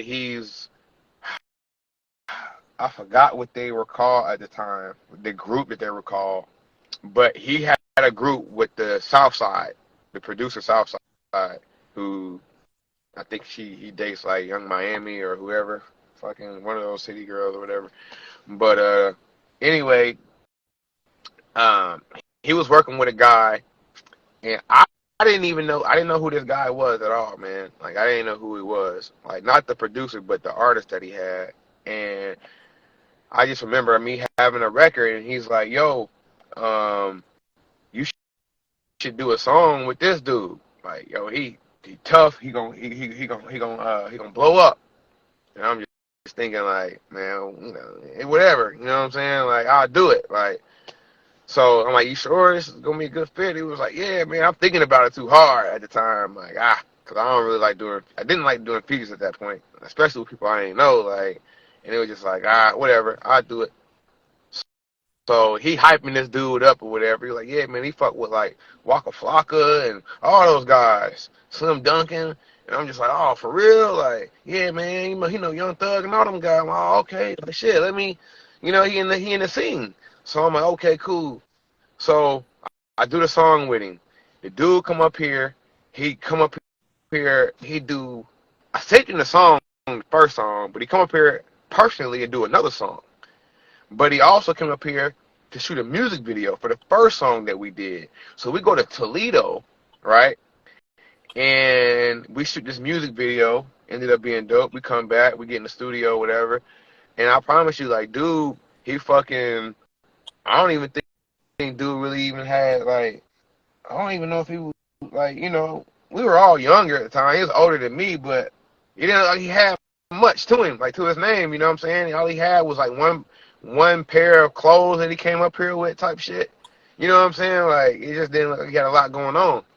So, but long story short, man, like after getting to know him, like bro was like his music was phenomenal. So by the time he came up to Ohio, like I was fucking with bro. You know what I'm saying? Like, yo, this shit fire. Like, but I say that to say that person ended up being Derez Deshawn. I don't know if you know who Derez Deshawn is, but he had a record called I Ain't Asking that nigga for nothing. I took the heart away. Um, it was like a big record, bro. It was a record called Hardaway, and fucking like it was so big that DJ Envy bought it from the Breakfast Club. He bought the record, and they fucking played that bitch every day, every fucking day, every hour on the hour, bro. That's how big it was. And he had like a little publishing deal with like Rich Gang at the time or some shit like that. I don't even know if he had a deal with him, but he was like rocking with Birdman. Like when Birdman said, when he told the Breakfast Club, like y'all better stop playing with me, all three of y'all. Like he was like right behind Birdman when he said that shit. Like he was in the room type shit. Like so, like bro, like he like from the time that I met him, like he catapulted to like that, And I was like, bro, what the fuck, like. And dude said he was gonna blow up, and I'm telling you, this shit happened. That was 2013. I think dude might have blew up in like 18, 19, bro. And I'm just like, what the fuck? I got 2 records with this man. Like, I got the main phone number or whatever. So going all the way back to South by Southwest, he had a show, and at this point in time, he signed to DJ Envy's record label. And so, there's people in the crowd, like there's other artists, like there's like artists like Ugly God, fucking YBN Tamir, 24 Hours, just a lot of up and coming artists at the time, man. I think maybe Corday was up there. Um, there's a there's a social media Oh, I personality know who named Boot Boot Gang is. Gang that was there. Yeah, man, it was like so many different like little artists or whatever. And so the Reds did not know I was there at all. Didn't know I was there. And so I'm thinking when I get there, like there's a couple artists that perform, and I'm reading the list differently. Like they have the list, the way that they have it from up to down, it was like reverse, like who was going first and who was going last. So I read the flyer wrong, and I'm thinking I already missed bro. So I'm kind of like sorry, just sitting there like watching these other guys perform. Like fuck, I wanted to see bro. Like maybe I could have met with him and blah blah blah. Like because at this point he hasn't seen me in a minute. Um, and it just so ends up that he's the headliner. And so when he goes, I like kind of like go from the back of the arena or the bar and fucking go to the front. Like this is like a Austin. Like if you've never been to Austin, like they have like these big bar, like musical bars. Like they're not just like walking into like Toxic or Blind Bob's. Like these, they have a stage. It's like kind of like Odd Bodies almost, but more of a bar thing. But they have big stages, like big, speakers, equipment, all that shit. You can hold a concert or whatever. And so I kind of like make my way to like a stairwell, like VIP section or whatever, and I stand on the stairwell right next to like the fucking owner of that record label, of DJ Envy's record label, and I'm just standing there hoping like nobody will fucking like kick me off because I'm not supposed to be here. I ain't got no wristband or nothing. And Derez like he's doing his show and he goes a cappella and he's just going back and forth, kind of like feeding the stage or whatever. And he like looks towards the stairwell and he sees me and fucking he points at me like mid performance, bro. Like oh shit. So when I'm like okay, he recognized me and I ended up getting that on camera and everything. And then long story short, he get off the stage. He was like Vader, like damn boy, you be everywhere. Like what you doing here? I'm like shit, man. Like here, bro, networking. He was like, who you with? I'm by myself. He like, shit, fuck with me then. So like at that point, he take me up there to the VIP. And that's where I see everybody that's hot now. They all in one spot, bro. Like a time like it's like 2016, 17. So like I said, Ugly God, Tamir, Boot Gang, 24 Hours, Corday, Yellow Beezy. I think like it was like so many different people all in just. So like I say that to say, bro, like South by Southwest can be a great experience if you have a connection. If you have a connection to somebody, it don't even got to be an artist, even if it's the promoter. You know what I'm saying? It's definitely a good look, man. I ain't mean Oh, to talk you're about South good, bro. by Southwest that Shit. long, but Yeah, some fire ass stories. bro, I mean I could just go on, bro. Like it's just man, the greatest thing that I ever did was travel, bro, because you just meet so many connections, and you'll be surprised to know how many people really fuck with Ohio and the history of Ohio's music. So when you say you from Dayton, Ohio, people be like, "Oh shit, Roger Troutman." Oh shit, like it sucks they don't really know anything current, but they know, like, believe it or not, people on the West Coast know where that sound come from. Like they know it. They know it come from Ohio. So when you say you from Ohio, shit. Even if they don't know Dayton, they know Cincinnati, they know Columbus. Hell, they fucking know Youngstown. Like, how the fuck do you know Youngstown? Like, oh, I've been to Youngstown. Like, what? Like, I ain't never been to Youngstown. So, but they know, you know what I'm saying? So, uh, the greatest thing I ever did was travel, man. Like, you just meet so many different, like, connections, bro. Like, um, I don't know, man. Relationships, like I say, is key. I think that's been the theme of this interview, man. Relationships. Like that's the biggest thing that I can really harp on, man. So I only got a few more questions here for you. You've met so many artists, so I'm just gonna lump three other artists that you've gotten to link up with.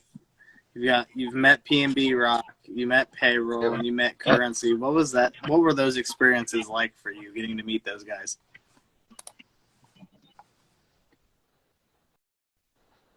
Man, so Payroll and Currency. P&B. Who was the other one? You named PNB. All right, that's a crazy one. Man, PNB was dope. PNB was dope. Because I was actually doing like a day in the life interview, if you will, with him almost, essentially. I was doing a day in the life regardless. Shout out my boy Keith, man. We left Las Vegas and we went out to LA. We was in Las Vegas chilling, and I think he was actually stationed in Las Vegas for something. But I was out there cooling, and we had decided to go to. We teamed up with each other, and we went to BET Weekend. And he was like, "Yo, man, I got this camera, I got this equipment. I wanna, I wanna document you, bro, and the shit you do." So that's what we did. Like, you know what I'm saying? It's just me and him. We went around LA for BET Weekend, and we just documented this shit, man. And we just started talking to the people, like people who were nobodies. Like we just like introducing myself as an artist, like just kind of like out here. What Uncle Boop does, like what he used to do, like get with the people, like mingling with the people, man. So that's what we did. That's kind of where I got it from, man. Like just networking with the people, like just kind of gaining interest from other people, seeing what other people like, seeing how their day going, seeing what they, what they got up, how can they, what they do for a living and type shit. Just some quick shit, you know what I'm saying? And like kind of incorporating like, oh, I'm the road runner, I'm out here, I'm from da da da da, I'm out for BT weekend, just doing a day in the life, blah blah blah. So when we walking down the street at the convention center, I think it was like a BT type of event that they had going on outside that we had just came from, and we see P&B Rock outside getting ready to walk into the BT Awards, and I'm like, damn, man, it was good, you know what I'm saying? Like, yeah, I need a picture with you, bro. I mean, we filming, just, is that cool? Like, oh, yeah, it's cool. Da, da, da, da, da. You know what I'm saying? I'm telling you, like, man, if you ever in Ohio, man, I'm the one you need to get at. I'm the one you need to talk to, you know what I'm saying, for the candy. And so, man, it was, that was a dope experience, man. It didn't last, it wasn't too long, just to kind of like dap him up, short conversation, like, yo, if you ever need to come to Ohio, he's like, all right, give my man your number, da da da da, type shit, we'll contact you or whatever. But I never heard anything back from them. But Currency and Payroll, that was dope. Like PNB was dope, but this was dope because I'm on at this time I'm on I'm riding with my boy Coop, he's on tour with Lil Duval. And I think this is one of the shows that, they got a PM not PNB, but fucking what's his name? DC Young Fly and all those guys that. And so I'm in Chicago when I get the call that Larry DJ, he calls me and tells me like, yo, we're in fucking Michigan, pull up. Oh shit. And to me, I'm like, yo, this comedy shit fire, but I'm a rapper though. I want to be around this rap shit. So then I leave. I still had a second show in fucking Chicago to go to, but I'm like, yo, I gotta bounce. Like, so I leave the comedy tour and I go straight to fucking Detroit from Chicago, and I'm thinking I'm just going to uh, a Larry June show, another Larry June show. I'm not thinking too much of it, but um, I get there and bro, I walk in the room and the first thing I see is Ghazi from Empire, and I'm like, bro, what the fuck? Like, this is the answer to all my problems right here. Like, holy shit! It's like, whoa! It's like, bro, if you could like, I don't know, bro, like, You don't just walk into a Yeah. room and see Jimmy Iovine, like, you know what I'm saying? Like, like essentially this is what just happened. Like, so I'm like, what the fuck? So, and then there's Payroll Giovanni sitting right next to him. And then there's Larry in the back corner, and like, bro, I'm in just one big ass dressing room, bro. And I'm just like, what the fuck? This is crazy. And then like my dude, Larry's DJ, is the guy I got the relationship with, and he's like, yeah, man, shit is dope, bro. And he's like, currency in the back. I'm like, currency? Like, he's like, yeah, spitter. I'm like, currency? Like, he's like, yeah, bro, it's in the back. I'm like, oh shit.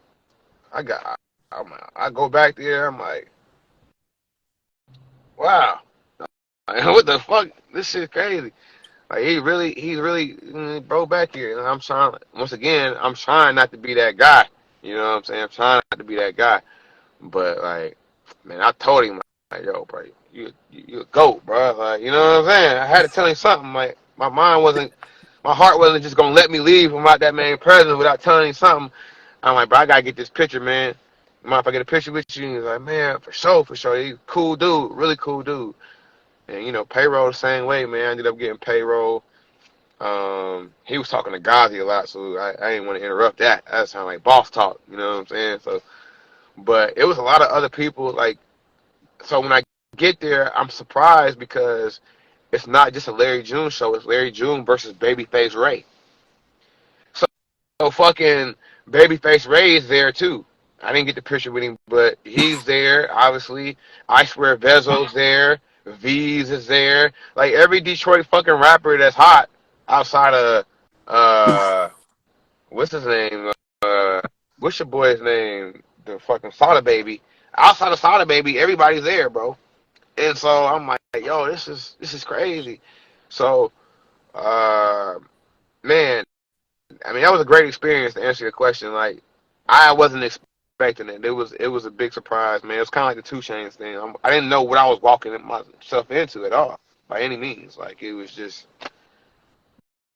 bruh, like you just leap out on faith and do some shit, and you get rewarded, bro. You know what I'm saying? Like, nobody told me to do that. I just took a 3-hour trip. I'm supposed to be going to Dayton. I'm going to Michigan. You know what I'm saying? Like, I've never took those roads. Like, I'm taking risks with some of the things I might have had. You know what I'm saying? Like, and it's just like, bro, like I made the trip happen, and I feel like I just got rewarded by just putting my head down and going, bro. You know what I'm saying? There's so many other people that I could name that were like there that were just different influencers and shit like that. But it was crazy because I put a post out on Facebook and I said, I need a deal from Empire.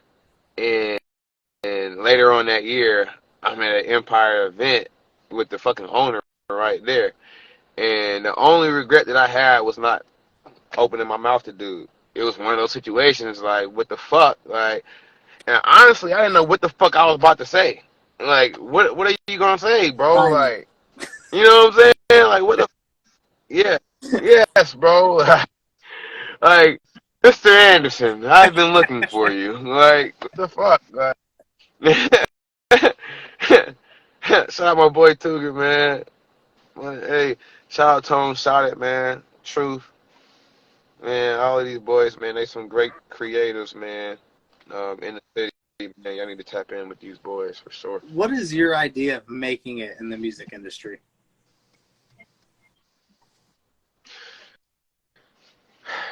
Man, to me, I just think making it I have a couple of different ways because see in the music industry you can either be the guy. There's 3 different outcomes to it. You could be the guy that's famous for the music, like actually is the face of the music. You could be the guy who's famous for writing the music, or you could be the guy that's both. You know. And the reason why I say that is because there are people that you never heard of that's getting the bag off your favorite artists from the shit they write. And for me, that's making it.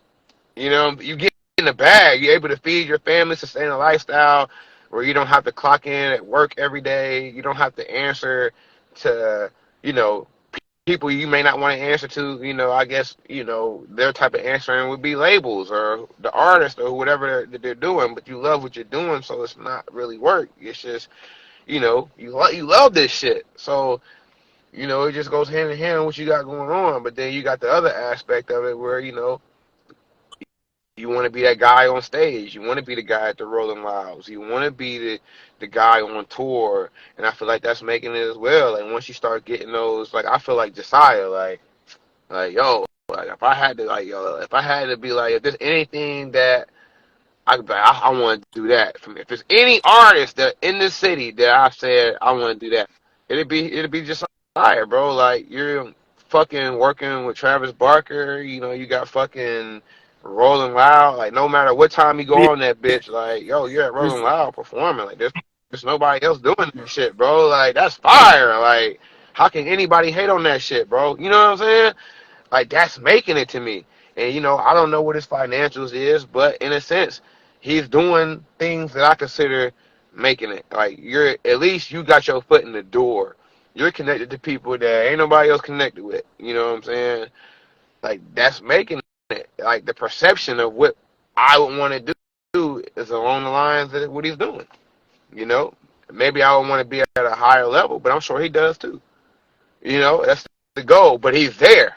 He's there. Like he's there, and that's I think should be the goal for anybody coming up out the city is to be where he's at least as far as on the artist side, like on the being in front of the camera, being on some of the stage. Like, bro, have you watched this man's yeah. shit? Like, this shit is phenomenal. Like, as far as like the videos and the production, even his music, like the production of this shit is like, bro, like.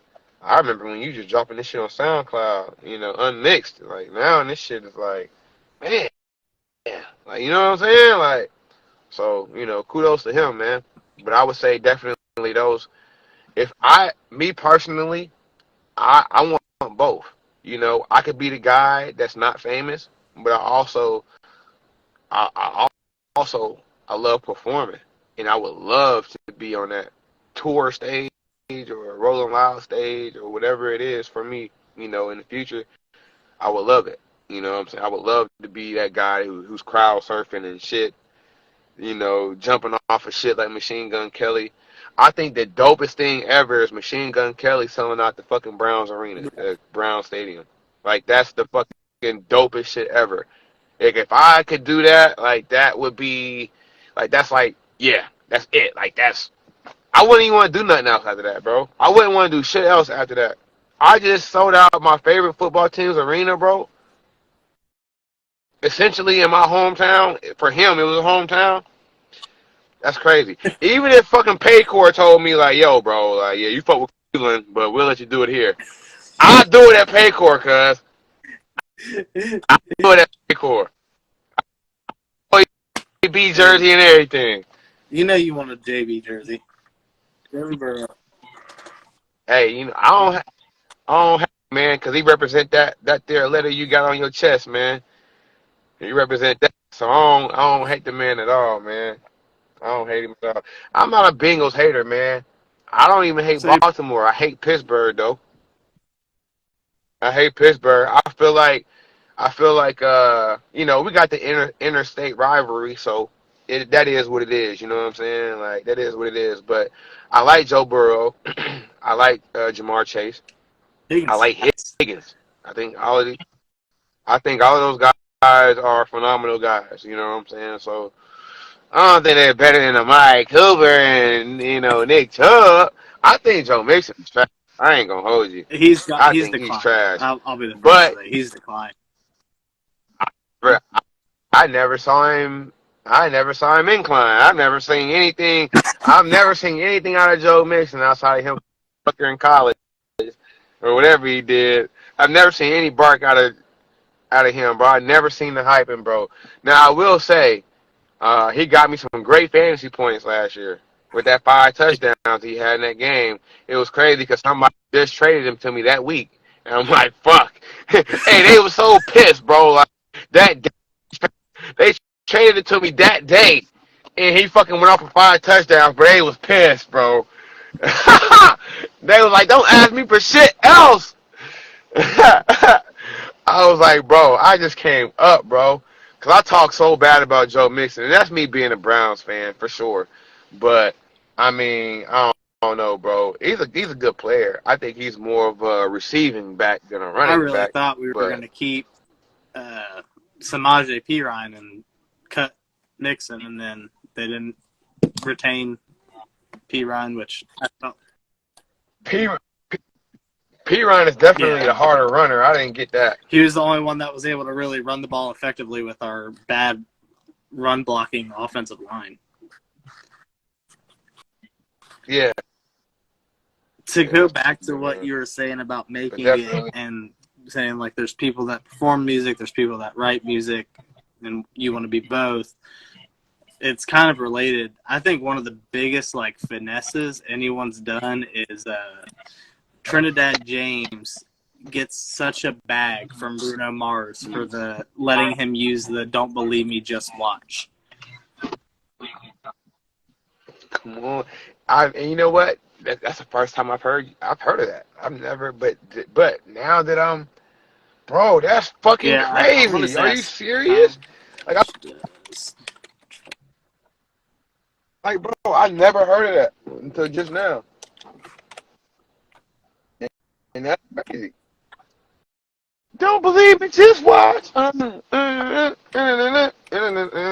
Yeah, bro. Fucking Trinidad gets a bag he off of that? Are made you kidding me? $150,000 off Uptown Funk.